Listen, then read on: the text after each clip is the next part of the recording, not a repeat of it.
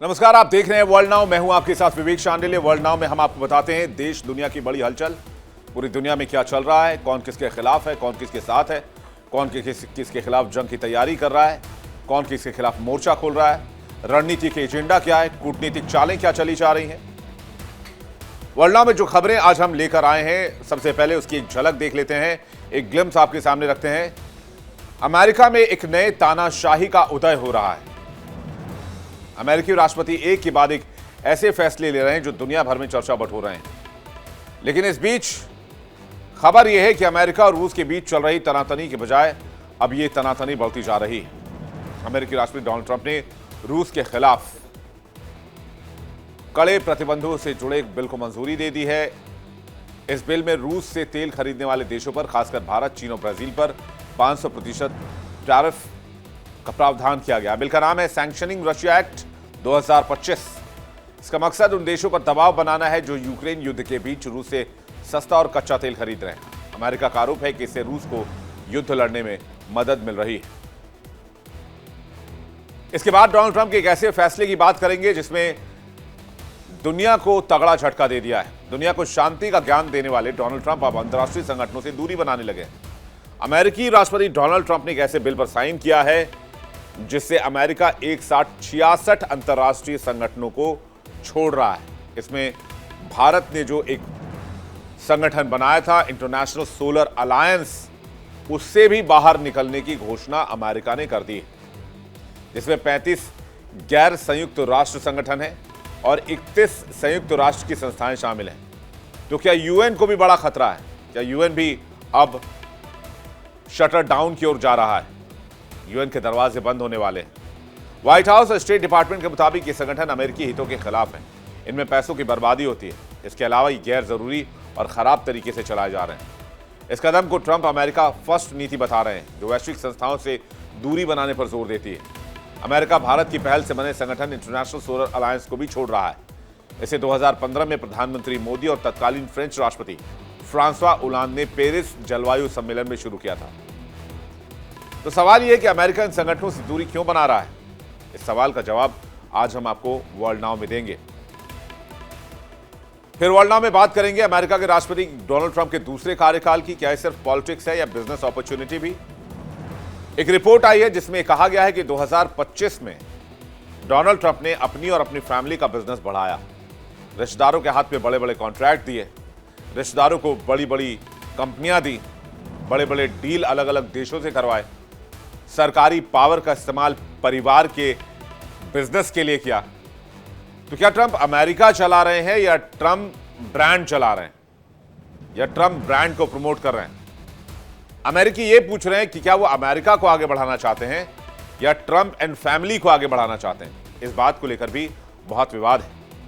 World now में बात करेंगे चीन और ताइवान में तनाव। क्या 2026 में एक और जंग होगी? यह सवाल सभी की जुबान पर बना हुआ है, क्योंकि जिस तरह से अमेरिका ने वेनेजुएला को इन्वेड किया, चीन भी अब एक अपॉर्चुनिटी देख रहा है और चीन और ताइवान के बीच हालात फिर से नाजुक हो गए। आसमान में जंगी जहाज, समंदर में युद्धपोत और दोनों तरफ से सख्त बयानबाजी का एशिया एक नया युद्ध का मैदान बनने वाला है। वेनेजुएला पर अमेरिका के हमले के बाद से ये सवाल लगातार उठ रहे हैं, क्या चीन भी अमेरिका की तरह ताइवान पर हमला करेगा? इससे पहले नए साल पर चीन के राष्ट्रपति शी जिनपिंग ने अपने भाषण में कहा था कि ताइवान चीन का हिस्सा है और दोनों देशों के बीच खून का रिश्ता है। फिर बात होगी वर्ल्ड नाउ में ईसाई बहुल यूरोप की। यूरोप में अब धार्मिक प्रतीकों को लेकर सख्ती और बढ़ती दिख रही है। यूरोपीय देश डेनमार्क अब स्कूलों और यूनिवर्सिटी में बुर्का, नकाब और चेहरा ढकने वाले कपड़ों को बैन करने जा रहा है। यूरोप में पहचान, धर्म और एकीकरण को लेकर बहस एक बार फिर से तेज हो गई है। डेनमार्क सरकार ने ऐलान किया है कि अब शैक्षणिक संस्थानों में चेहरा ढकने वाले किसी भी तरह के कपड़ों की अनुमति नहीं होगी। बुर्का, हिजाब या फिर नकाब, मुस्लिम महिलाओं के शरीर ढकने वाला ये पहनावा अब विवादों में आ गया है। क्यों इस पर सवाल उठाए जा रहे हैं, क्यों इसको बैन किया जा रहा है, ये खबर भी आपको डिटेल से बताएंगे। लेकिन वर्ल्ड नाउ की शुरुआत जिस खबर से करने वाले हैं, उस खबर को देखने के बाद आपको ये लगेगा कि अमेरिका में ट्रंप की नीतियों की वजह से एक बार फिर से सिविल वॉर का खतरा बढ़ रहा है और इसके बीच हैं आइस एजेंट्स। तो आइए इस सबसे बड़ी खबर की शुरुआत करते हैं वर्ल्ड नाउ में। वर्ल्ड नाउ में जो पहली तस्वीर मैं आपको दिखाने जा रहा हूं, उस तस्वीर को लेकर पहले मैं आपको वार्न कर दूं, ये तस्वीर आपको विचलित कर सकती है। ये तस्वीर अमेरिका से आई है, सोशल मीडिया पर सबसे ज्यादा चर्चा की जा रही है। ये तस्वीर आपको परेशान कर सकती है, विचलित कर सकती है, इसलिए एक वार्निंग मैं अपनी तरफ से आपको देना चाहता हूं। ये किसी फिल्म का सीन नहीं है, कोई हॉलीवुड मूवी की शूटिंग नहीं चल रही है, ये रियल लाइफ है। ये ट्रंप प्रशासन के आइस एजेंट्स हैं। अब ये तस्वीर आप देखिए, तस्वीर आप इस वक्त देख रहे हैं, गाड़ी दुर्घटनाग्रस्त आप देख रहे हैं। इस गाड़ी के अंदर जो शख्स था उसके ऊपर आइस एजेंट्स ने एक के बाद एक बैक टू बैक 3 गोलियां चलाई और उसके बाद ये गाड़ी, ये देखिए फिर से शुरू से तस्वीर देखिए, ये आइस एजेंट्स हैं। उसके सामने एक एजेंट को देखिए, उसने 3 फायर किया, जो सर्कल किया हुआ हमने। इस तस्वीर को आप देखिए जरा, अगर ऑडियो अगर आप सुनवा पाए पीसीआर फुल स्क्रीन लेकर इसको, फिर से मैं तस्वीर एक्सप्लेन करूंगा। जरा एक बार फिर तस्वीर को आप देखिए फुल स्क्रीन, और इसमें कैसे गनशॉट फायर हो रहा है वो आप देखिए। Shame! Shame! Shame! Shame! Shame! ये देखिए तस्वीर एक बार फिर से देखिए आप, ऑडियो रखिए। ये देखिए किस तरह से आइस एजेंट्स ने एक अमेरिकी नागरिक को गोली मारी है।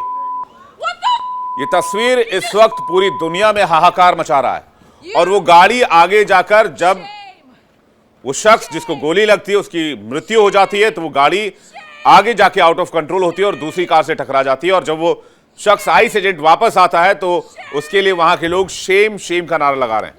देखिए एक नॉर्मल सी घटना है, एक कार को रुकने के लिए कहा जाता है, वो गाड़ी नहीं रुकती है और तभी वहां पर मौजूद एक आइस एजेंट किस तरह से गोली मारता है और फिर लोग वहां से दौड़ते हैं उस गाड़ी के पीछे जिसमें उस शख्स को मृत पाया जाता है। एक बार फिर से आपको दिखाते हैं वीडियो, आप फिर से देखिए कैसे गोली चलाई जा रही है। ये आइस एजेंट है जिसके द्वारा गोली चलाई गई है और मिनियोपोलिस में घटना हुई है। उसके बाद स्टेट और वर्सेस ट्रंप की लड़ाई तेज हो गई है। फिर से देखिए।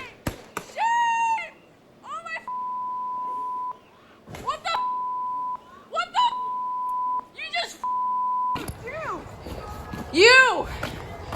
Shame! Shame! Shame! Shame! Shame! Shame! Shame! No! No! Shame!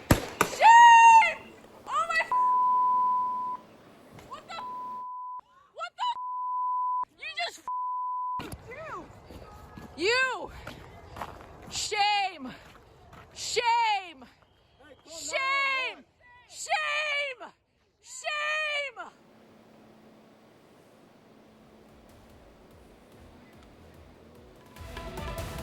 देखिए एम्बियंस रखिए पीसीआर थोड़ा सा, किस तरह से गोली चलाई जा रही है। देखिए मैं आपको बताना चाहता हूं अमेरिका के हालात बहुत ज्यादा खराब हो रहे हैं।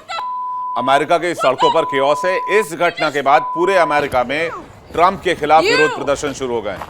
कैसे वहां के नागरिकों को भी गोली मारी जा रही है, वहां के लोगों को भी शूट किया जा रहा है। और ये घटना अमेरिका में इस वक्त बहुत खतरनाक मोड़ पर है।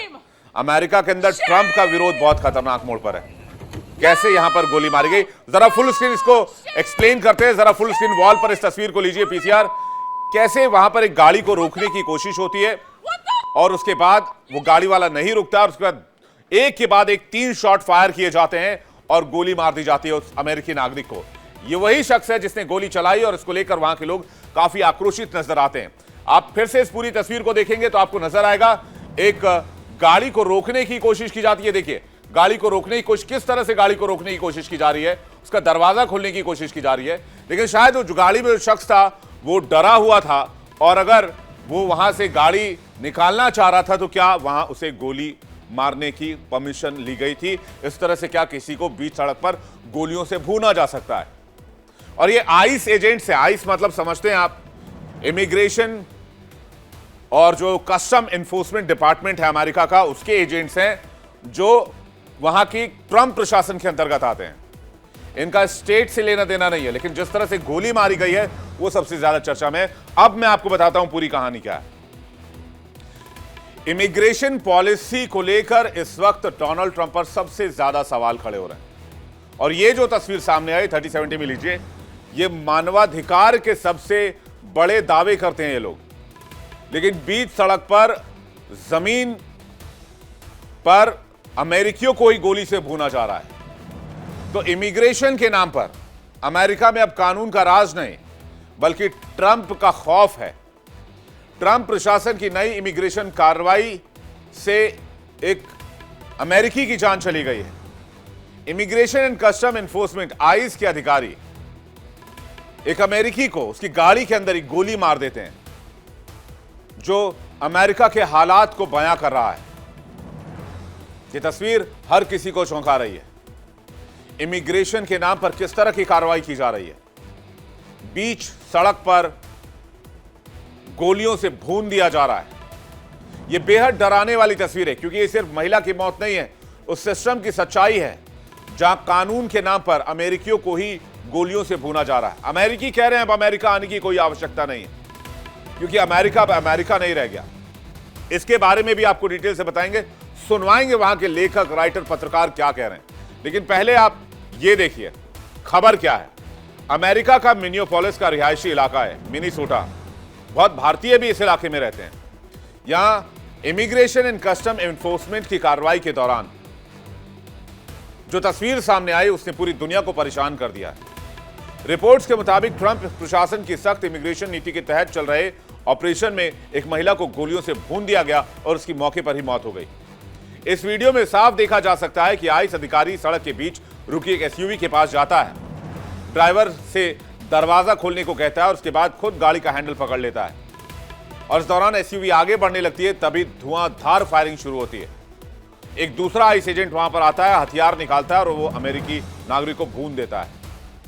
एक के बाद एक 3 गोलियां चलाई जाती है और उसी समय गाड़ी में बैठे अमेरिकी महिला की मौत हो जाती है। फायरिंग के बाद एसयूवी पास के फुटपाथ पर खड़ी दूसरी कारों से टकरा गई और उसके बाद एक्सीडेंट हो गया। महिला को अस्पताल ले जाया गया, लेकिन डॉक्टर्स ने महिला को मृत घोषित कर दिया। मृत महिला की पहचान रैनी गुड के तौर पर हुई है। नाम सामने आते ही सड़कों पर गुस्सा है। तस्वीर हम आपको दिखा रहे हैं। ये वही महिला, ये वही रैनी गुड है जो ट्रंप की गलत पॉलिसी का शिकार हो गई, जिसे बीच सड़क पर आईस एजेंट्स ने गोलियों से भून दिया।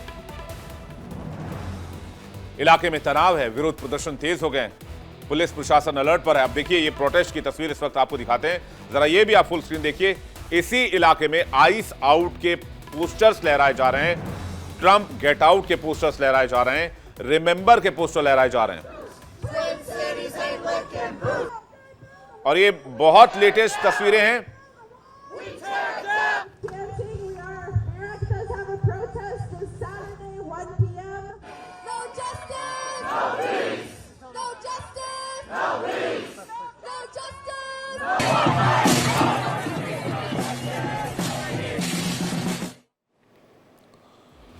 पुलिस प्रशासन अलर्ट पर है। मानवाधिकार संगठनों ने इस घटना को स्टेट वायलेंस करार दिया है। उनका कहना है कि ट्रंप की इमिग्रेशन नीति अब कानून नहीं, ये तानाशाही का हथियार बन चुकी है। एक बार फिर से वो विजुअल स्क्रीन पर रखिए जिसमें इस घटना को अंजाम दिया गया, जिसमें आईस एजेंट ने अमेरिकी नागरिक को ही गोलियों से भून दिया।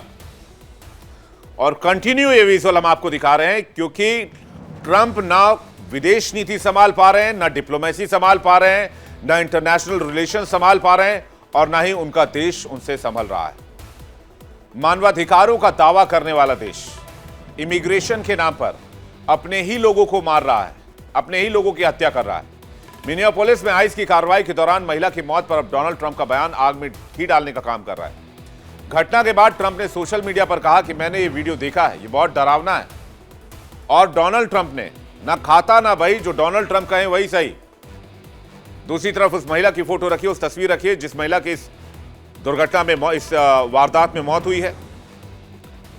इस महिला को गुनहगार बताया डोनाल्ड ट्रंप ने सीधे तौर पर, और कहा कि महिला चीख रही थी, वो महिला पेशेवर उकसाने वाली थी और कार चला रही महिला अव्यवस्थित थी, वो अधिकारियों के काम में बाधा डाल रही थी और उसने जानबूझकर हिंसक और बेहद क्रूर तरीके से आईस अधिकारी को कुचलने की कोशिश की। अधिकारी ने आत्मरक्षा में गोली चलाई। क्या यह दलील किसी के गले से उतर सकती है? यानी ट्रंप के मुताबिक गोली चलाने वाला सही था, गोली सही चली थी, मौत भी जायज थी और सवाल पूछने वालों की कोई जगह नहीं। सवाल है कि क्या गोली चलाने से पहले कोई और रास्ता नहीं था? बिल्कुल था, हजारों रास्ते थे। इस कार को ट्रैक किया जा सकता था, इस कार के नंबर से इसे ट्रेस किया जा सकता था, कार में सवार महिला को ढूंढा जा सकता था, उस पर कानूनी कार्रवाई की जा सकती थी, ट्रैफिक वायलेशन की कार्रवाई की जा सकती थी, न कि गोलियों से भूनकर उसे मौत के घाट उतार दिया जाता। जिस अमेरिका ने दुनिया को लोकतंत्र का पाठ पढ़ाया, मानवाधिकार के नाम पर हजारों लाखों लोगों की जान ले ली, कई देशों पर अटैक कर दिया, वेनेजुएला से वहां के राष्ट्रपति को उठा लिया, तो क्या आज डोनाल्ड ट्रंप गुनाहगार नहीं है? उसी जमीन पर इमिग्रेशन के नाम पर एक मासूम महिला की जान ले ली गई, बीच सड़क पर गोली मार दी गई। सवाल यह नहीं कि कार्रवाई क्यों हुई, सवाल यह कि गोली क्यों चली, और क्या आइस को गोली चलाने का आदेश था? महिला के पास हथियार नहीं थे। क्या इमिग्रेशन अब शूट फर्स्ट पॉलिसी बन चुकी है? क्या डोनाल्ड ट्रंप अब अमेरिका फर्स्ट की जगह शूट फर्स्ट की पॉलिसी चला रहे हैं? मिनियापोलिस में चली यह गोली सिर्फ एक महिला को नहीं लगी है, इसने अमेरिकी सिस्टम की असली तस्वीर दिखाई है। इसने अमेरिकी सिस्टम को छलनी कर दिया है, वहां के लोकतंत्र की हत्या कर दी है, वहां के मानवाधिकार का मर्डर कर दिया है। अमेरिका में इस पॉलिसी का जबरदस्त विरोध हो रहा है। अब आपको डेनियल जे लॉसन, जो कि अमेरिका के जाने माने लेखक हैं, न्यूयॉर्क में रहते हैं, वो अमेरिका को लेकर इस घटना के बाद क्या कह रहे हैं, जरा वो सुनवाते हैं। Please do not come to the United States. We are not the same country we were 4 months ago. It is not safe here anymore. They can pull you off the street. They can detain you. They'll do God knows what to you. They're doing it to our own citizens. They will do it to you. Please do not support American products. Please do not come to the United States. We are not. तो ये कह रहे हैं कि अब आपको America आने की आवश्यकता नहीं है। ये अमेरिका पहले वाला अमेरिका नहीं रह गया है। अमेरिका रहने लायक जगह नहीं रह गया है। देश के अंदर कड़वाहट बढ़ती जा रही है, समानता बढ़ती जा रही है, अधिनायकवाद के खिलाफ आवाजें तेज हो रही है। अमेरिका की स्थिति सिर्फ अमेरिका की समस्या नहीं है, बल्कि पूरी दुनिया के लिए वार्निंग है। जब सिस्टम जनता की आवाज दबाने लगे, तब बदलाव और न्याय के लिए आवाज उठाना जरूरी हो जाता है, और अब वही अमेरिका में शुरू हो रहा है। आपको याद होगा, अमेरिका का एक सिविल वॉर हुआ था, जिसे बहुत खतरनाक माना जाता है। ऐसा लग रहा है कि अमेरिका फिर से उसी सिविल वॉर के दौर में फंस सकता है, खास करके डोनाल्ड ट्रंप के सेकेंड रिजीम के बाद। और कुछ एक्सपर्ट्स ये भी चेतावनी दे रहे हैं कि डोनाल्ड ट्रंप कानून में बदलाव करके तीसरी बार भी राष्ट्रपति बनने की फिराक में। ट्रंप अगेन 2028 का दस्तावेज अमेरिका में लीक हुआ है, जबकि अमेरिका कानून ये कहता है कोई भी व्यक्ति 2 बार से ज्यादा वहां का राष्ट्रपति नहीं बन सकता। खैर, इस मुद्दे पर कभी और बात करेंगे, लेकिन immigration and customs enforcement ice को भी जान लीजिए। आइस पर एक कोई पहला विवाद नहीं है। इससे पहले भी इस एजेंसी को बंद करने के लिए अमेरिका में बहुत प्रदर्शन हुए। पूरे 2025 में प्रोटेस्ट ही प्रोटेस्ट हुए हैं आइस के खिलाफ। विवादों की टाइमलाइन देख लीजिए। आते हैं और शुरुआत करते हैं। चलिए, आपको 2 दशक पीछे लिए चलते हैं। 2003 9/11 के बाद आइस की स्थापना की गई। Department of homeland security DHS के तहत बनाई गई। यानी इसे ट्रंप प्रशासन यानी कि अमेरिकी प्रेसिडेंट कंट्रोल करते हैं, अमेरिकी प्रेसिडेंट को ये रिपोर्ट करते हैं। 2006 से 2010 के बीच बड़े पैमाने पर इमिग्रेशन रेड हुई। कार्यस्थलों और घरों पर छापे मारे गए। मानवाधिकार संगठनों ने इसकी कड़ी आलोचना की। 2014 में डिटेंशन सेंटर में अमानवीय हालात में लोगों को रखा गया, जिसके बहुत आरोप लगे। बच्चों और महिलाओं को लंबे समय तक हिरासत में रखने पर विवाद भी हुआ। 2017 में Trump 1.0 first regime zero tolerance immigration policy लाया गया। परिवारों को अलग किया गया। बच्चों को डिटेंशन कैंप में रखने पर वैश्विक आक्रोश देखने को मिला। 2018 में हिरासत में बच्चों की मौत के मामले सामने आए। आइस के खिलाफ देशव्यापी प्रदर्शन हुए। नारा चला अबॉलिश आइस। फिर 2020 में कोविड काल में डिटेंशन सेंटर, सोशल डिस्टेंसिंग और इलाज की कमी के आरोप लगे, जिससे कई बंदियों के जो कैदी थे, बंदी थे, वो मौत के मुहाने में चले गए। फिर 2021 की बात करें, जब बाइडेन प्रशासन आया तो आइस सुधार के वायदे किए गए, लेकिन डिपोर्टेशन और डिटेंशन जारी रहा। प्रोग्रेसिव डेमोक्रेट्स की आलोचना हुई। 2023-24 नस्लीय प्रोफाइलिंग के आरोप लगे। गलत तरीके से अमेरिकी नागरिकों को हिरासत में लेने के केस सामने आए। फिर आए डोनाल्ड ट्रंप। 2025 से 2026 Donald Trump 2.0 regime. Immigration operations के दौरान गोलीबारी, मौत के मामले, जरूरत से ज्यादा बल प्रयोग पर सवाल, मानवाधिकार बनाम राष्ट्रीय सुरक्षा को लेकर बहस भी तेज हो गई। और सबसे ताजा मामला जो है वो मिनियापोलिस का है, जहां पर एक अमेरिकी महिला को सरेआम मौत के घाट उतार दिया गया, जिसकी तस्वीर इस वक्त आप देख रहे हैं। एक बार फिर से वो तस्वीर लगाई जिसमें उस महिला को गोली मारी गई। उस तस्वीर को कंटिन्यू रखिए स्क्रीन पर। अमेरिका की हकीकत बतानी लोगों को बहुत जरूरी है कि डोनाल्ड ट्रंप अमेरिका में क्या कर रहे हैं। आइस के बारे में आप जान गए। आइस का पूरा नाम है इमिग्रेशन एंड कस्टम्स एनफोर्समेंट। 2003 में स्थापना हुई। जो मुख्य काम है वो अवैध इमिग्रेशन पर कार्रवाई का है।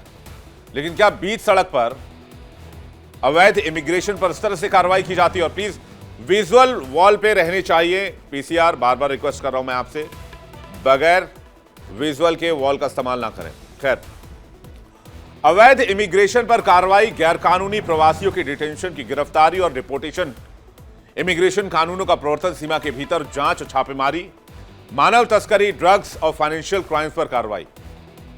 इसकी दो प्रमुख शाखा है, होमलैंड सिक्योरिटी इन्वेस्टिगेशंस जो मानव तस्करी, साइबर क्राइम और मनी लॉन्ड्रिंग पर नजर रखती है, और ERO, enforcement and removal operations, जो गिरफ्तारी, हिरासत और डिपोर्टेशन का काम करती है।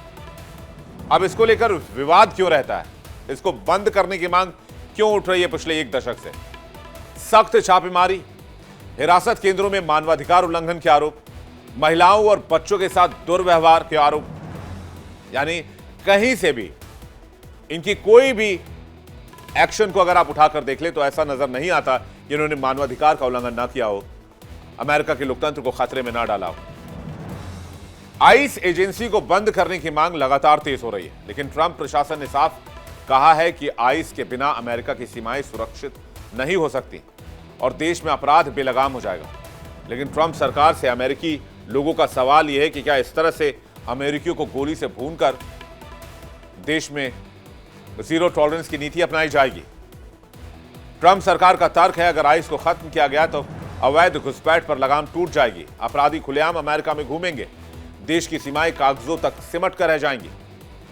लेकिन यह जो तस्वीर सामने आई है, ये उन दावों पर भारी पड़ रही है जो आइस के वजूद में होने की वजह बताते हैं। डोनाल्ड ट्रंप ने हर साल 10 लाख प्रवासियों को बाहर निकालने का वायदा किया था, लेकिन यह वायदा तो नहीं किया था कि वो अमेरिकियों को ही गोली से भूनना शुरू कर देंगे। जनवरी 2025 से अब तक 6,22,000 प्रवासी को डिपोर्ट किया जा चुका है। 2026 में यह और तेज होने वाला है। ट्रंप इमिग्रेशन प्लान कहां है यह भी देख लेते हैं, आइए जल्दी से, कि इमिग्रेशन को लेकर ये जो अमेरिका के बड़े शहरों में अवैध प्रवासियों की संख्या कहां पर है। कामकाजी जगहों पर बहुत ज्यादा अवैध प्रवासी रहते हैं, जैसे कि फैक्ट्रीज में, कंस्ट्रक्शन साइट्स पे, रेस्टोरेंट्स में, या फिर फार्मिंग में भी, यानी कि खेती किसानी में भी बड़ी संख्या में अवैध प्रवासी वहां पहुंचते हैं। इसके अलावा शॉपिंग मॉल, मार्केट और व्यावसायिक क्षेत्र, फिर रेजिडेंशियल इलाके में जहां अवैध प्रवासी रह रहे हो वहां पर भी इनकी नजर रहती है। विशेष तौर पर फोकस कहां पर है वो भी आपको बताएंगे, लेकिन स्कूल और कॉलेज परिसर में भी छात्र वीजा चेकिंग के लिए आइस की तैनाती की जाती है। विशेष तौर पर फोकस है दक्षिणी सीमा के आसपास के क्षेत्र, खास करके फ्लोरिडा, टेक्सास, कैलिफोर्निया, न्यूयॉर्क जैसे राज्यों के शहरी इलाके भी इनकी फोकस में, उन जगहों पर जहां आइस के पूर्व छापे सफल रहे हैं। ट्रंप प्रशासन के उद्देश्य क्या है? 10 लाख प्रवासियों के डिपोर्टेशन का टारगेट ट्रंप प्रशासन ने रखा है। ग्रीन कार्ड और नागरिकता के फर्जी दावों की आइस जांच करता है, अवैध कामगारों को पकड़ना और नौकरी देने वालों पर भी कार्रवाई करता है। अमेरिका में इमिग्रेशन एंड कस्टम एनफोर्समेंट के दफ्तर और अधिकारियों को कई बार हिंसा, हमलों और विरोध प्रदर्शनों का सामना करना पड़ा है, और हो भी क्यों ना, अगर इस तरह की हरकतें आइस एजेंट्स की हैं तो बेशक उनको अपने देश में विरोध का सामना करना पड़ेगा। एक तरफ एक्शन है तो दूसरी तरफ रिएक्शन है। अमेरिका के लोग ही डोनाल्ड ट्रंप के खिलाफ खड़े हो गए। आइस ऑफिस को निशाना बनाए जाने की जो प्रमुख घटनाएं रही हैं वो भी देख लीजिए। आज का विवाद नहीं है, 2019 से इसका विरोध किया जा रहा है। आइस डिटेंशन सेंटर पर अटैक, ये टैकोमा, वॉशिंगटन 2019 की खबर है। हमलावर ने फायरिंग की, आगजनी की कोशिश भी की।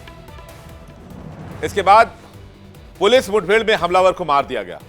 2020 की बात है, पोर्टलैंड से खबर आती है, जॉर्ज फ्लॉयड आंदोलन के दौरान आइस बिल्डिंग पर पथराव हुआ, तोड़फोड़ की गई, आगजनी की कोशिश हुई और कई दिनों तक हिंसक प्रदर्शन भी पोर्टलैंड, ओरेगन में जारी रहे। 2020 में ही सिएटल से खबर आई, वॉशिंगटन से आइस और फेडरल बिल्डिंग पर हमले किए गए, खिड़कियां तोड़ी गई, ग्राफिटी की गई। पुलिस ने कई प्रदर्शनकारियों को हिरासत में लिया। 2021 सैन एंटोनियो, टेक्सास में आइस अधिकारी को जान से मारने की धमकी दी गई, ऑफिस की सुरक्षा बढ़ानी पड़ी। 2022 buffalo, New York, ice field office के बाहर हिंसक विरोध प्रदर्शन हुए, पुलिस और प्रदर्शनकारियों में झड़प हो गई। 2023 में लॉस एंजल्स में, कैलिफोर्निया में आइस कार्यालय के बाहर बड़े पैमाने पर प्रदर्शन हुए, इमिग्रेशन रेड्स के खिलाफ नारेबाजी हुई, कुछ मामलों में संपत्ति को नुकसान भी हुआ। 2024 में भी यही देखने को मिला। सैन एंटोनियो, टेक्सास में आइस ऑफिस पर तोड़फोड़, पेट्रोल बम फेंके गए। 2025 में लॉस एंजल्स में आइस ऑफिस के बाहर हिंसक झड़प हुई। जुलाई 2025 में अल्वराडो टेक्सास में आइस डिटेंशन सेंटर पर हमला कर दिया गया, एक पुलिस ऑफिसर घायल हुआ। जुलाई 2025 में फिर सैन एंटोनियो में टेक्सास में एक व्यक्ति ने आइस के कार्यालय पर हमला कर दिया। हमलावर ने कार्यालय की खिड़कियों पर गोलीबारी की, जिसमें एक अधिकारी घायल हो गया। इसमें एक चीज आपने इस पूरे घटनाक्रम में आपने नोटिस की होगी, एक बहुत इंपॉर्टेंट बात, कि जब बाइडेन आए तो ये घटनाएं घटी, क्योंकि उस समय आइस की पॉलिसीज में, आइस के एक्शंस में सुधार की बात कही गई थी। लेकिन चाहे ट्रंप 1.0 रिजीम रहा हो, चाहे वो ट्रंप 2.0 रिजीम जो जारी है अभी, उसमें ये घटनाएं ज्यादा देखने को मिली। तो क्या ट्रंप के शासन में आइस एजेंट्स बेलगाम हो जाते हैं? जवाब है हां, जिसकी तस्वीर हम आपको दिखा रहे हैं, इसका सबूत हम आपके सामने पेश कर रहे हैं। और इसे लेकर अमेरिका में इस वक्त बहुत जबरदस्त घमासान देखने को मिल रहा है। अमेरिका में बहुत ज्यादा केओस मचा हुआ है और ये प्रदर्शन या आंदोलन अभी थमने वाला नहीं है, क्योंकि अमेरिकी महिला के लिए न्याय की मांग कर रहे हैं और डोनाल्ड ट्रंप को इस पर अमेरिका को जवाब देना होगा। चलिए आगे बढ़ते हैं। अमेरिका फर्स्ट की नीति को आगे बढ़ाते हुए ट्रंप प्रशासन ने एक बहुत बड़ा फैसला किया है। ट्रंप प्रशासन ने एक साथ 66 अंतर्राष्ट्रीय संस्थाओं को छोड़ने का फैसला कर दिया है। इसमें भारत फ्रांस द्वारा शुरू की गई इंटरनेशनल सोलर अलायंस ISA भी शामिल है। यह फैसला वैश्विक सहयोग और जलवायु परिवर्तन से जुड़ी कोशिशों के लिए एक बहुत बड़ा झटका माना जा रहा है। इसका क्या असर होने वाला है, आइए जानते हैं। व्हाइट हाउस के ओवल ऑफिस में एक दस्तखत और दुनिया की राजनीति में भूचाल। डोनाल्ड ट्रंप ने एक झटके में 66 अंतर्राष्ट्रीय संस्थाओं से अमेरिका का नाता तोड़ दिया। यह केवल एक फैसला नहीं है, बल्कि दूसरे विश्व युद्ध के बाद बनी वैश्विक व्यवस्था पर सीधा हमला है। अमेरिका फर्स्ट का नारा अब केवल चुनावी जुमला नहीं रह गया है। इस बैनर के नीचे अमेरिका हर उस काम को अंजाम दे रहा है जिससे वैश्विक व्यवस्था न सिर्फ बदल सकती है, बल्कि पूरी दुनिया में अराजकता कायम हो सकती है। इस फैसले ने पूरी दुनिया को हिलाकर रख दिया है। भारत और फ्रांस की महत्वाकांक्षी इंटरनेशनल सोलर अलायंस से लेकर संयुक्त राष्ट्र की 31 एजेंसियों तक सबसे अमेरिका का नाता खत्म हो चुका है। डोनाल्ड ट्रंप ने सबको गुड बाय कह दिया है। यह वैसा ही जैसे किसी फुटबॉल टीम का कप्तान अचानक कहे कि अब मैं अकेले खेलूंगा, बाकी सभी मैदान छोड़ दें। लेकिन सवाल यह है, क्या यह दांव अमेरिका के हक में जाएगा या यह अमेरिका की सबसे बड़ी भूल साबित होने वाली है? अमेरिका एकला चलो रे की राह पर निकल पड़ा है। आज से 80 साल पहले आपका जाना होगा, जब दुनिया 2 विश्व युद्ध की तबाही से उबर रही थी, तब अमेरिका ने एक सपना देखा, एक ऐसी दुनिया जहां इस विश्व के सभी देश मिलकर समस्याओं का समाधान निकालेंगे, जहां युद्ध के बजाय बातचीत के टेबल पर मसले का हल निकाला जाएगा। और इसलिए 24 अक्टूबर 1945 को संयुक्त राष्ट्र का जन्म हुआ। और जब यह संस्था बनी तो तत्कालीन अमेरिकी राष्ट्रपति हैरी ट्रूमैन सबसे आगे खड़े थे। न्यूयॉर्क में यूएन का मुख्यालय बनाना कोई संयोग नहीं था, यह अमेरिकी ताकत और नेतृत्व का प्रतीक था। अमेरिका ने न केवल यूएन की नींव रखी, बल्कि सुरक्षा परिषद में 5 स्थायी सदस्यों में अपनी जगह पक्की की, वो भी वीटो पावर के साथ। यूएन का इतिहास क्या रहा है, एक बार इसको देखते हैं, फिर इस कहानी को आगे बढ़ाएंगे। यूएस संयुक्त राष्ट्र के संस्थापक सदस्यों में से एक। 24 अक्टूबर 1945 को यूएन की स्थापना की गई। द्वितीय विश्व युद्ध के बाद समाप्ति जब हुई तो यूएन की स्थापना हुई। यूएन का मुख्यालय न्यूयॉर्क में स्थापित किया गया। यूएनएससी के 5 सदस्य जो कि परमानेंट सदस्य माने गए, इसमें अमेरिका भी रहा और अमेरिका को वीटो का पावर भी मिला। हालांकि भारत लंबे समय से यूएनएससी के लिए कोशिश कर रहा है, लेकिन बार बार चाइना वीटो लगा देता है। कई बार अमेरिका ने सपोर्ट किया भारत को यूएनएससी के लिए। खैर, पिछले 7 दशकों में अमेरिका ने यूएन के नियमित बजट का 22% और पीस कीपिंग मिशन का 27% खर्च उठाया। हर साल लगभग $3 अरब। ये वैसे ही जैसे किसी क्लब का सबसे अमीर सदस्य सबका खर्च उठाएगा। लेकिन अब ट्रंप कह रहे हैं कि एनफ इज एनफ। अब हम अपने पैसे अपने लिए खर्च करेंगे, दुनिया के लिए नहीं। यूएन में अमेरिका की भूमिका केवल चेक लिखने तक सीमित नहीं थी, अगर डोनाल्ड ट्रंप इसे इस लिहाज से देख रहे हैं तो। डब्ल्यूएचओ में महामारी नियंत्रण से लेकर यूनिसेफ में बच्चों के टीकाकरण तक, डब्ल्यूएफपी में भूखों को खाना खिलाने से लेकर यूएनएचसीआर में शरणार्थियों को आश्रय देने तक, हर जगह अमेरिकी झंडा सबसे आगे रहता था। यूएन के प्रमुख संगठन कौन कौन से हैं जिसे अमेरिका ने सबसे ज्यादा तरजीह दी? संयुक्त राष्ट्र सबसे पहले, यूनाइटेड नेशंस, विश्व स्वास्थ्य संगठन डब्ल्यूएचओ, इससे भी अमेरिका बाहर हो चुका है, संयुक्त राष्ट्र शैक्षिक और वैज्ञानिक संगठन, संयुक्त राष्ट्र मानवाधिकार परिषद, विश्व खाद्य कार्यक्रम। जब दुनिया के किसी कोने में संकट देखने को मिली तो सबकी निगाहें अमेरिका और यूएन की ओर गई। प्राकृतिक आपदा हो, युद्ध हो, अकाल हो, महामारी हो, सब यूएन की तरफ देखते थे और वहां पर यूएन सबसे पहले पहुंचता था। यह केवल दानवीरता नहीं थी, क्योंकि अमेरिका सबसे ज्यादा फंड यूएन को करता था। यह एक वैश्विक नेतृत्व की रणनीति थी। अमेरिका का बोलबाला पूरी दुनिया में रहे, अमेरिका का नाम पूरी दुनिया में चले, अमेरिका का सिक्का पूरी दुनिया में चले। लेकिन ट्रंप ने इस पूरी रणनीति को उठाकर कूड़ेदान में फेंक दिया। विदेश मंत्री मार्को रूबियो का बयान तो और भी चौंकाने वाला है। रूबियो का कहना है कि ये संस्थाएं बेकार हैं, खर्चीली हैं, अमेरिकी हितों के खिलाफ काम करती हैं। यानी जिन संस्थाओं को अमेरिका ने खुद बनाया, उन्हीं संस्थाओं को अमेरिका अब अपना दुश्मन बता रहा है। और इस बीच जो सबसे बड़ा सवाल पैदा होता है वो ये कि अमेरिका के जाने के बाद यूएन का क्या होगा, यूएन का भविष्य क्या होगा? तो जवाब है तबाही। हर साल $3 अरब की कमी का मतलब है दुनिया भर में चल रहे peace keeping mission, vaccination programme, feeding programme सब खत्म। अफ्रीका और मध्य पूर्व में तैनात शांति सैनिकों को वापस बुलाना पड़ेगा। जिन इलाकों में यूएन की मौजूदगी से शांति बनी हुई है, वहां फिर से गृह युद्ध भड़केंगे, हजारों लाखों लोग मारे जाएंगे। आसान भाषा में समझने की कोशिश करते हैं कि ट्रंप के इस एक्शन का रिएक्शन क्या होगा। तो संयुक्त राष्ट्र के बजट को खत्म करने का ऐलान किया। संयुक्त राष्ट्र से अमेरिका अलग हो रहा है। पीस कीपिंग मिशन ठप, अफ्रीका मध्य पूर्व से सैनिकों की वापसी, गृह युद्ध भड़कने की संभावना, यानी हजारों लाखों जाने अब संकट में आ जाएंगी। चाहे वो गृह युद्ध की बलि चढ़े, चाहे वो भूख की बलि चढ़े, चाहे वो बीमारी की बलि चढ़े, इससे अमेरिका को कोई मतलब नहीं, क्योंकि अब ये वो अमेरिका नहीं, ये ट्रंप का अमेरिका है।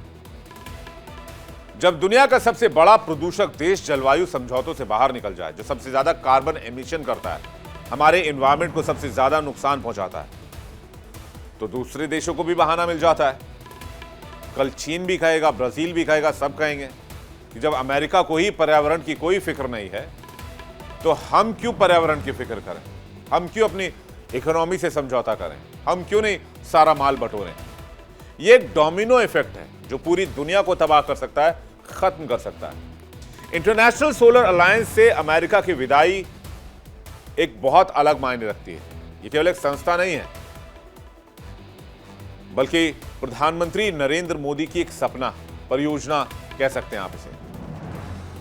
यह भी एक पॉलिसी है कि भारत पर दबाव बनाया जाए, प्रधानमंत्री मोदी पर दबाव बनाया जाए। अब इस इंटरनेशनल सोलर अलायंस के बारे में भी जान लीजिए, जिसे भारत ने जन्म दिया। इस पर भी प्रहार किया है डोनाल्ड ट्रंप ने। 2015 में जब पीएम मोदी और फ्रांसीसी राष्ट्रपति तत्कालीन फ्रांसवा ओलांद ने इंटरनेशनल सोलर अलायंस की नींव रखी, तो ये विकासशील देशों के लिए एक आशा की किरण थी। आज इंटरनेशनल सोलर अलायंस के 120 से ज्यादा देश हैं। अफ्रीका से लेकर लैटिन अमेरिका तक गरीब देशों को सस्ती सौर ऊर्जा उपलब्ध करवाने का सपना आईएसए ने दिखाया, लेकिन अमेरिका ने इस सपने पर पानी फेरने की कोशिश की है। अमेरिका के इस फैसले से सबसे ज्यादा अगर कोई खुश है तो वो है चीन। चीन जिसे अमेरिका अपने सबसे बड़ा दुश्मन मानता है। जब अमेरिका यूएन और अंतर्राष्ट्रीय संस्थाओं से अलग होगा तो वहां की खाली जगह को कौन भरेगा? जवाब है ड्रैगन। चीन पहले ही यूएन में अपना प्रभाव बढ़ा रहा है। अफ्रीका और लैटिन अमेरिका में बेल्ट एंड रोड इनिशिएटिव के जरिए वहां पैठ बना रहा है। वहीं दूसरी तरफ अमेरिका अपने पूरी दुनिया से रिलेशंस जो है, टाइज जो है, खत्म कर रहा है। इंटरनेशनल सोलर अलायंस से आउट होने के बाद अगर देखें इसे तो 120 में से अब इसमें 119 देश रह जाएंगे। गरीब देशों को सस्ता जो सौर ऊर्जा देने का सपना था वो भी खटाई में पड़ता दिख सकता है। यूक्रेन युद्ध में दुनिया से अलग थलग पड़ा रूस अब यूएन में नई जगह बनाने के मौके तलाशेगा। यहां से एक नई वैश्विक व्यवस्था शुरू हो सकती है जहां अमेरिकी प्रभुत्व की वजह भारत, चीन, रूस की धुरी होगी। ट्रंप सोच रहे होंगे कि वो अमेरिका फर्स्ट कर रहे हैं, लेकिन असलियत में वो ग्लोबल साउथ फर्स्ट कर रहे हैं। यह अमेरिका विदेश नीति की सबसे बड़ी विडंबना है। अमेरिका के एक्शन से चीन और रूस मुस्कुरा रहे हैं। उनके लिए यह चेरी ऑन द टॉप है, सोने पर सुहागा। अमेरिका खुद ही रणनीतिक बेवकूफी कर रहा है। इससे पहले ट्रंप ने अपने पहले कार्यकाल में पेरिस समझौते से भी अपने आप को बाहर निकाल लिया था, यानी अपने देश को। लेकिन जो बाइडेन राष्ट्रपति बने तो पहले ही दिन अमेरिका को वापस लेकर आए। संभव है कि 2028 में अगर कोई दूसरा राष्ट्रपति आया तो शायद इन फैसलों को वो रिव्यू करे, क्योंकि ये फैसले अमेरिका के लिए फायदेमंद साबित नहीं होने वाले हैं। लेकिन तब तक डोनाल्ड ट्रंप इतना ट्रस्ट डेफिसिट क्रिएट कर जाएंगे कि शायद ही कोई देश अमेरिका पर भरोसा करे। और अंतर्राष्ट्रीय समझौते और संधियां दशकों की मेहनत से बनती हैं। इन्हें एक झटके में तोड़ना तो आसान है, लेकिन वो ट्रस्ट हासिल करना दोबारा बहुत मुश्किल है। ट्रंप जो नुकसान कर रहे हैं उसको ठीक करने में अमेरिका को दशकों लग सकते हैं और शायद कभी ठीक भी ना हो। और ये बात अमेरिका के पॉलिटिशियन खुद कह रहे हैं। अमेरिका के पॉलिटिशियंस जो कि डोनाल्ड ट्रंप का विरोध कर रहे हैं, वो ये कह रहे हैं कि डोनाल्ड ट्रंप को यहां से हटाना होगा, वरना अमेरिका खत्म होने की कगार पर चला जाएगा। ट्रंप का यह फैसला या तो अमेरिकन जीनियस जैसा साबित होगा या अमेरिकन ट्रेजेडी, ये तो समय बताएगा। लेकिन एक बात तय है, दुनिया वैसी नहीं रहेगी जैसे पहले थी। 1945 में जब यूएन बना था तो दुनिया को उम्मीद थी कि दुनिया एक परिवार की तरह रहेगी। 2026 में अमेरिका उस परिवार से बाहर निकल रहा है। क्या यह आधुनिक इतिहास का सबसे बड़ा भू राजनीतिक फैसला माना जाएगा? वैश्विक व्यवस्था के मलबे पर एक नई दुनिया बन रही है। इस नई दुनिया में ताकत का संतुलन बदल जाएगा। चीन का उदय होगा, अमेरिका का पतन शुरू हो सकता है। और ट्रंप के एक्शन पर इसलिए सवाल है, क्या ये यूएस के इतिहास का सबसे बड़ा गलत कदम साबित होगा? वैश्विक व्यवस्था को परेशान कर रहे हैं ट्रंप। ट्रंप के एक्शन से चीन और रूस खुश क्यों नहीं होंगे? एक बात तो तय है कि दुनिया 8 जनवरी 2026 के बाद अब पहले जैसी नहीं रहेगी। बदलाव बुरा है अमेरिका के लिए, अच्छा है, यह अमेरिका के लोग जानते हैं और यह आने वाले समय में क्लियर भी हो जाएगा। दुनिया अपनी रफ्तार से चलती रहेगी, लेकिन शायद अमेरिका के लिए वो रफ्तार के मायने अलग हो जाएं। वर्ल्ड नाउ में आगे बढ़ते हैं। डोनाल्ड ट्रंप ने पिछले एक साल में क्या हासिल किया? बहुत इंपॉर्टेंट स्टोरी है दोस्तों। 2025 डोनाल्ड ट्रंप 2.0 रिजीम का पहला साल। अभी तक तो डोनाल्ड ट्रंप की नीतियों के बारे में हमने आपको बता दिया, उनके फैसले बताए, लेकिन बार बार यह कहा गया कि ट्रंप हर जगह अपने मुनाफे को पहले रखते हैं, अपने बिजनेस को पहले रखते हैं। और अब इसको लेकर एक बड़ी रिपोर्ट अमेरिका से आ गई है। अमेरिका के राष्ट्रपति डोनाल्ड ट्रंप का दूसरा कार्यकाल ट्रंप परिवार के लिए मुनाफे और कमाई का जरिया बना। न्यूयॉर्क टाइम्स की एक रिपोर्ट बताती है कि ट्रंप ने पिछले एक साल में जिन जिन देशों के साथ बड़ी डील की, उन्हीं से ट्रंप परिवार का कारोबार भी तेजी से बढ़ा, इंक्लूडिंग पाकिस्तान। ट्रंप जब दोबारा व्हाइट हाउस पहुंचे तो उन्होंने पहले कार्यकाल की तरह यह वादा नहीं किया कि उनका परिवार नए अंतर्राष्ट्रीय सौदे नहीं करेगा। लेकिन कभी क्रिप्टो को धोखा बताने वाले ट्रंप अब खुद क्रिप्टो के किंग बनना चाहते हैं। ट्रंप परिवार का कारोबार अब रियल एस्टेट से आगे क्रिप्टो, एआई, डेटा सेंटर्स तक फैल चुका है। आलोचकों का कहना है कि ट्रंप के दूसरे कार्यकाल में अमेरिका में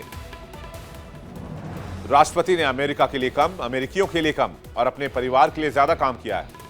अप्रैल 2025 में सऊदी समर्थित गोल्फ टूर्नामेंट के लिए दौरान ट्रंप ने लिखा कि यह अमीर बनने का शानदार वक्त है और पहले से भी ज्यादा अमीर, और वो इसी रास्ते पर चल रहे हैं। अब ट्रंप परिवार का कारोबार क्या है, जरा इस पर भी नजर डाल लेते हैं। ट्रंप परिवार का कारोबार 5 सेक्टर्स में फैला हुआ है। सबसे ऊपर क्रिप्टो कारोबार, जिसमें डोनाल्ड ट्रंप, स्टीव विटकॉफ, जो कि मध्य एशिया में अमेरिका के विशेष दूत हैं, और उनके बेटे कारोबार संभालते हैं। World liberty financial, Trump ma'am coin और WWLFI टोकन जारी करती है। नंबर 2, रियल एस्टेट और Trump brand. Donald Trump junior और एरिक ट्रंप ऑर्गेनाइजेशन चलाते हैं, जो होटल, गोल्फ कोर्स और टावरों के लिए ट्रंप नाम से लाइसेंस होता है। ये 8 ग्लोबल प्रोजेक्ट्स बना रहे हैं। एआई और टेक में निवेश। स्टीव विटकॉफ और डेविड सैक्स एआई और डेटा सेंटर में निवेश देखते हैं। लुटने की कंपनी फीस कमाती है।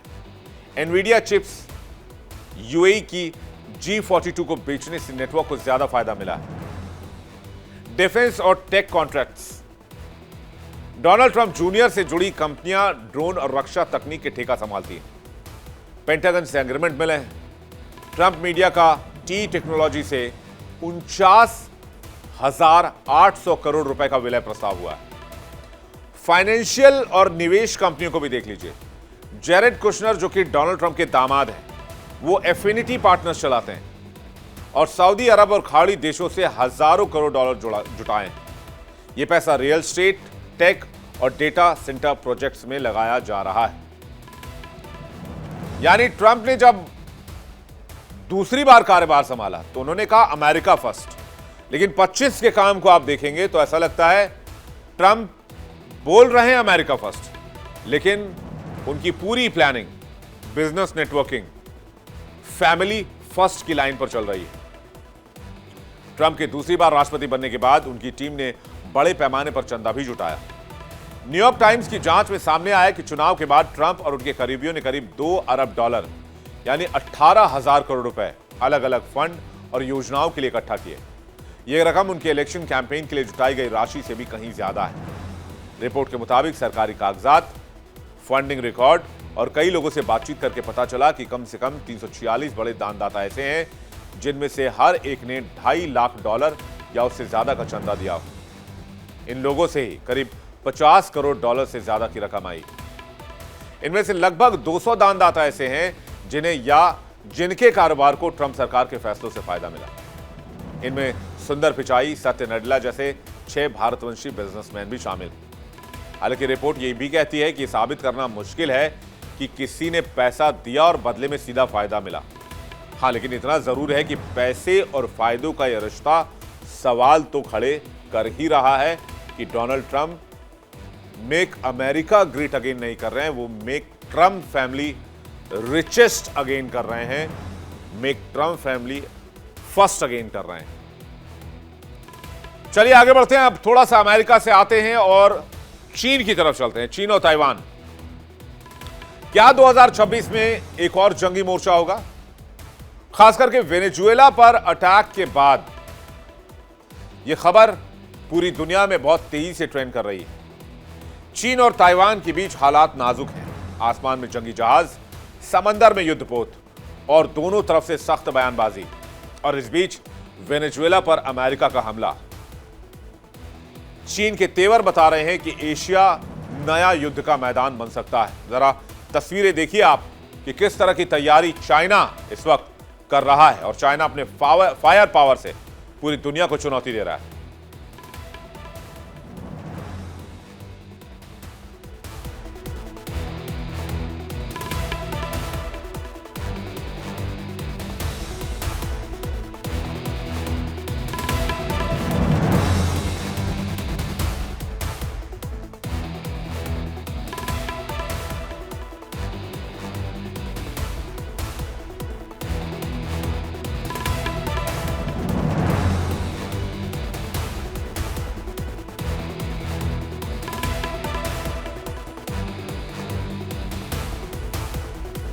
ये जो तस्वीर इस वक्त आप देख रहे हैं, जो फुल स्क्रीन हम आपको तस्वीर दिखा रहे हैं, वो तस्वीर है ताइवान के बॉर्डर पर चीन के सबसे बड़े वॉर एक्सरसाइज की। ताइवान को चीन अपना हिस्सा बता रहा है। दूसरी तरफ ताइवान जो खुलकर पूरी दुनिया से कह रहा है कि हम किसी भी कीमत पर झुकने वाले नहीं। चीन की सेना लगातार ताइवान के बॉर्डर पर वॉर एक्सरसाइज कर रही है, जिसकी तस्वीर इस वक्त आप देख रहे हैं। फाइटर जेट्स, मिसाइलें, युद्धपोत, air defence, drones, laser weapon, सब कुछ इस्तेमाल किया जा रहा है। चीन ने इस वक्त ताइवान के चारों ओर घातक युद्ध अभ्यास शुरू किया हुआ है। हवा में लड़ाकू विमान, पानी में युद्धपोत और मिसाइल परीक्षण। चीन ने ताइवान के आसपास 2 दिन की मिलिट्री ड्रिल में 10 घंटे की लाइव फायरिंग ड्रिल की है। इस दौरान चीनी सेना ने ताइवान को घेरने और उसके मुख्य बंदरगाहों को ब्लॉक करने का भी एक्सरसाइज किया है। इन अभ्यासों में ताइवान और उसके मुख्य बंदरगाहों कीलुंग और काओशुंग की नाकेबंदी का भी अभ्यास किया गया है। चीन की सेना ने शक्ति प्रदर्शन के साथ साथ ताइवान के खिलाफ इंफॉर्मेशन वॉर भी तेज कर दिया है। चीनी मिलिट्री कमेंटेटर ने कहा है कि इस कैंपेन का मकसद विदेशी लोगों को यह यकीन दिलवाना है कि ताइवान की सेना और उपकरण पीएलए के हमले का सामना कभी नहीं कर सकते हैं। चीन की ओर से उकसावे वाली यह हरकतें वॉशिंगटन द्वारा 18 दिसंबर को ताइवान को नए हथियारों की बिक्री की घोषणा के बाद शुरू हुई। अमेरिका ने ताइवान को $11 बिलियन के हथियारों की बिक्री की घोषणा की है। यह डील अब तक के ताइवान के इतिहास में सबसे बड़ी डिफेंस डील है। अमेरिका ताइवान के बीच जो वेपन डील हुई है उस पर जल्दी से नजर डालते हैं। हिमार्स रॉकेट लगभग $4 बिलियन की डील हुई है। M109A7 सेल्फ होवित्जर लगभग $4 बिलियन की डील हुई है। जेवलिन और TOW एंटी टैंक मिसाइल जो कि ऑल्टियस लोइटरिंग म्यूनिशन ड्रोन के साथ आएंगे और अन्य उपकरण जैसे हेलीकॉप्टर, पार्ट्स और मिलिट्री सॉफ्टवेयर भी बाकी रकम में दिए जाएंगे। इस डील में रॉकेट, आर्टिलरी सिस्टम, लंबी दूरी की मिसाइलें, सेल्फ प्रोपेल्ड होवित्जर, मानव रहित निगरानी प्लेटफॉर्म और संबंधित मिलिट्री सॉफ्टवेयर भी शामिल है। ताइवान कह रहा है हम लोकतंत्र है और हम लोकतंत्र की रक्षा के लिए हथियार उठाएंगे अगर जरूरी हुआ। चीन कह रहा है कि चीन का रीयूनिफिकेशन होगा और दुनिया की कोई भी ताकत, मैं कोट कर रहा हूं चीन का बयान, कि दुनिया की कोई भी ताकत चीनी आर्मी का मुकाबला नहीं कर सकती है आज की तारीख में। ये चाइना का बयान है और ये वार्निंग अमेरिका के लिए है। चाइना कह रहा है कि हम बेशक पहला वार ना करें लेकिन फिर अगला वार होने भी नहीं देंगे। दुनिया चुपचाप सब कुछ देख रही है। हर देश अपनी बाजी चल रहा है। कूटनीति कम, ताकत की राजनीति ज्यादा दिख रही है। लेकिन चीन जो बात कर रहा है, बेशक अमेरिका के लिहाज से कर रहा है, लेकिन अगर चीन और ताइवान में जंग की स्थिति बनी तो दोनों देशों के अगर मिलिट्री कैपेसिटी को, आर्मी की ताकत को ड्रॉ करके देखा जाए, कंपैरिजन किया जाए तो तस्वीर क्या बनती है ये देखते हैं। आइए, कि हकीकत में दोनों देश, हालांकि कोई कंपैरिजन नहीं है, मैं पहले बता दूं। चीन के पास 20,35,000 एक्टिव सैनिक हैं। रिजर्व सैनिकों की संख्या 5,10,000 है। चीन की सेना के पास 5,000 टैंक हैं। 1,74,000 मिलिट्री व्हीकल हैं। चीनी सेना के पास खींच कर ले जाने वाली 1,434 तोप। चीनी सेना के पास 3,850 self propel artillery, 3,180 rocket artillery, 3,304 विमान, 1,207 लड़ाकू विमान और 371 हमलावर विमान। चीन के पास 289 ट्रांसपोर्ट विमान और 402 ट्रेनर विमान। चीन की नौसेना के पास कुल 730 नौसैनिक पोत, 49 विध्वंसक जहाज, 72 कॉवेट, 61 पनडुब्बियां और 150 पेट्रोल शिप। अब आ जाइए ताइवान पर, कि ताइवान की स्थिति क्या कहती है। लेकिन इससे पहले देख लेते हैं कि ताइवान पर कब्जा क्यों चाहता है चीन। पहला कारण यह है कि चीन ताइवान और सेमीकंडक्टर दोनों पर नजर रखना चाहता है,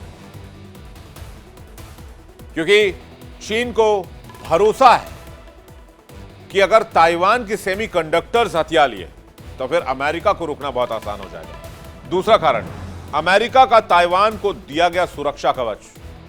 एक तो अमेरिका में जो ताइवान सिक्योरिटी एक्ट है वो, और दूसरा अमेरिका के हथियार जो ताइवान के पास मौजूद है।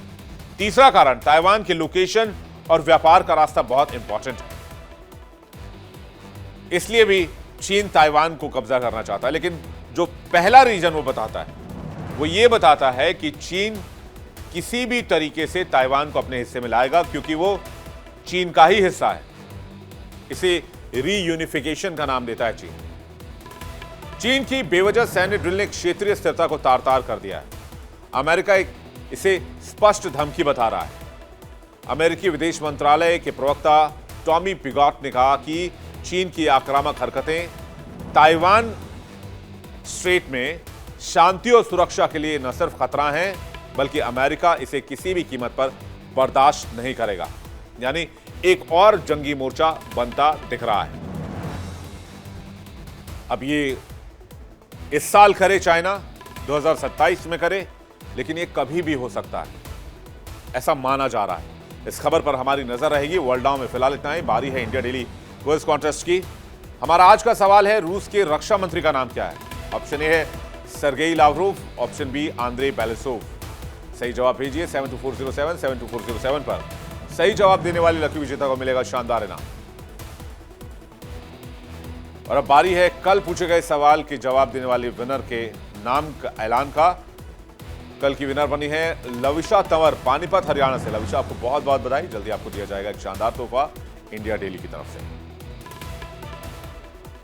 इसी के साथ एक छोटा सा ब्रेक में जाने से पहले आपको बता दें, इंडिया डेली अब आपके स्मार्ट टीवी पर भी मौजूद है। इंडिया डेली 24/7 देखिए अपने स्मार्ट टीवी पर लाइव और लगातार।